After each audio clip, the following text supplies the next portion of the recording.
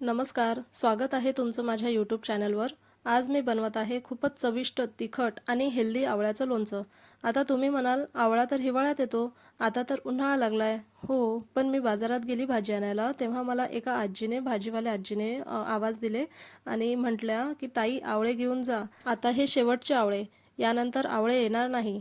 आवळे तर तेवढे चांगले नव्हते, पण मी म्हटलं चला, एवढ्या वयस्कर आजीने मला आवाज देऊन आवळे घ्यायला सांगत आहे, तर मी पण 1 किलो आवळे घेतले।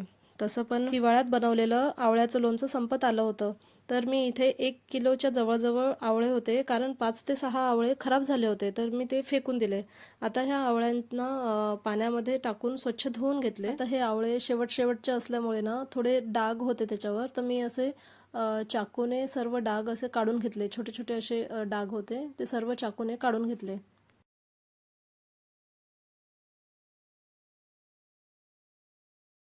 आता हे आवळे मी वाफवून घेते। त्यासाठी मी गॅसवर एक पातेल्यामध्ये पाणी ठेवून त्यावर हे आवळे आपल्याला वाफवून घ्यायचे आहेत। गॅस जास्त स्लो पण नाही आणि फुल पण नाही, मध्यम आचेवर आपण आवळ्यांना वाफवून घ्यायचं आहे। 5 ते 7 मिनिट जवळजवळ झाले होते। मी आता चेक करते की आवळे झाले की काय। आवळे छान शिजले होते, वरूनच दिसत होते की आवळे शिजलेले आहेत, कारण त्याच्या कळ्या खुललेल्या होत्या। तरी मी इथे चाकूने थोडं बघितलं, चेक केलं की आवळे आतपर्यंत शिजले होते, तर छान आतमध्ये पर्यंत आवळे छान शिजले होते।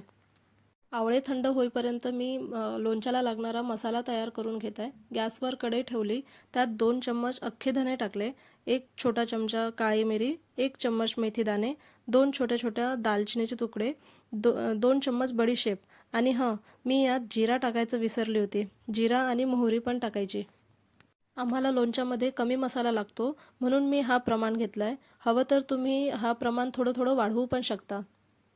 इकडे आवळे थंड झाले होते, हाताने थोडंसं दाबलं की कळी मोकळ्या होत होत्या। या सर्व आवळ्याच्या बिया काढून घेतल्या।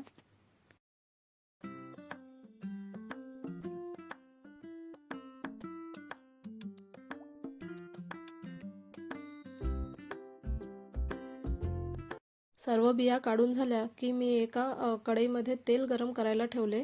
तेल गरम झालं की गॅस बंद करायचा आणि तेलाला थोडं थंड होऊ द्यायचं।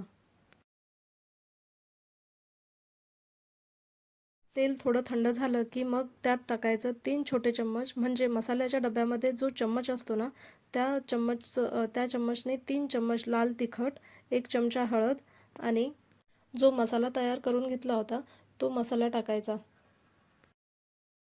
आता 2 ते 2.5 चम्मच मी इथे मीठ टाकलं आहे आणि चिमूटभर हिंग पण टाकायची।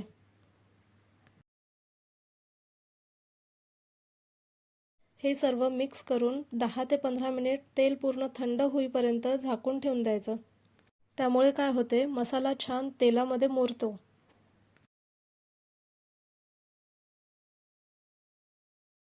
15 मिनिट झाले होते, कढई पण पूर्ण थंड झाली होती आणि तेल पण पूर्ण थंड झालं होतं।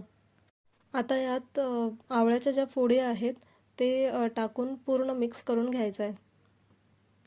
यात तुम्ही लसूण पण टाकू शकता, हिरव्या मिरच्या कापून टाकू शकता, तुमच्यावर आहे। आम्हाला असं साधं आवळ्याचं लोणचं आवडते, त्यामुळे मी इथे टाकलं नाही। आणि मी इथे साधंच तेल वापरलं आहे, म्हणजे जे आपण भाजीला वगैरे वापरतो ते तेल। तुम्हाला वाटलं तर तुम्ही सरसो तेल पण वापरू शकता। पूर्ण मिक्स झालं की एका स्वच्छ काचेच्या बरणीमध्ये भरून 2 ते 3 दिवस लोणचं मुरेपर्यंत बाहेर ठेवलं तरी चालतंय। नंतर फ्रीजमध्ये ठेवून द्यायचं। वर्षभर पण हे लोणचं खराब होत नाही। आवळा किती पौष्टिक आहे हे तुम्हाला यापूर्वीच्या पण व्हिडिओमध्ये सांगितलं आहे। तुम्ही कोणत्याही रूपात आवळ्याला खाऊ शकता, जसं आवळ्याचं ज्यूस, लोणचं, आवळ्याची कँडी, आवळा सुपारी, मोरावळा, मुरब्बा असं। चला तर, कशी वाटली रेसिपी कमेंट करून सांगा। लाईक आणि शेअर पण करा। चॅनलला सबस्क्राईब केलं नसेल तर सबस्क्राईब पण करा। Bye bye.